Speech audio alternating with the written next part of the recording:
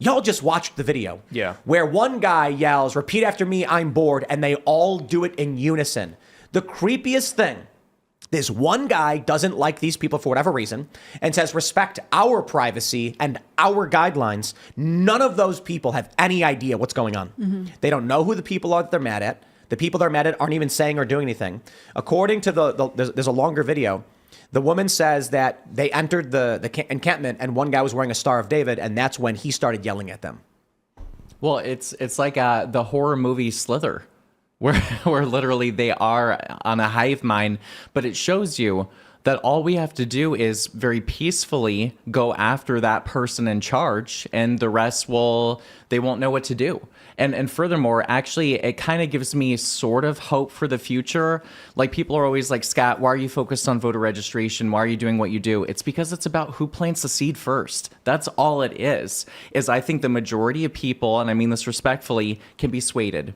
They can be persuaded either for good or for bad. And I think that's what we're seeing in that video. So we must be the seed planters and go out there and reach people first before the opposition does. Yeah, of course. I mean, people want to be part of a group, and that's actually not a bad thing. It's a good instinct. The issue is it's very easily hijacked. Humans are tribal creatures. And if you have somebody who makes you feel like you're a part of something and you're actually giving yourself to something greater and contributing, what they're able to do in that instance is manipulate a very good and wholesome and normal human feeling and use it for whatever causes they might be trying to use it for, nefarious or otherwise. Right. I think a lot of activism that we see like this is actually people saying, this is like the cool thing that's going on. You want to be a part of this. And especially, you know, there is a reason this type of protest is spreading through the Ivy League right now. There is a level of, there is a culture of this is the social currency that you have, that you are posting, saying, doing the right thing. And again, I think with this age group, like Jim's saying,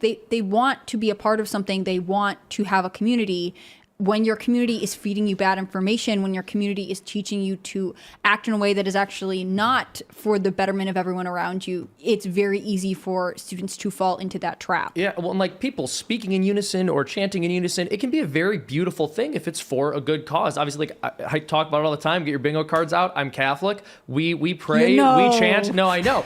But there's a difference between that and then just some guy who's on a politically trendy bandwagon getting everyone to follow him. Here's the reality. People are going to chant. People are going to speak in unison. People are going to want to be a part of a group.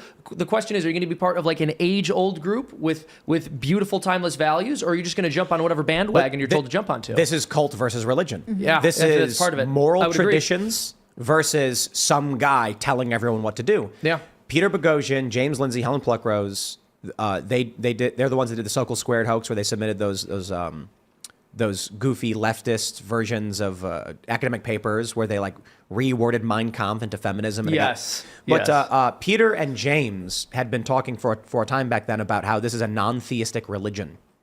That 100%. These are people who behave as though they're a part of some religion. They have sinners, they have priests, they have they have forms of sin. Like it's all there. Yep. Yeah, of course. You can be an apostate. You can be ostracized. But there is no core tenet. There is no central philosophy.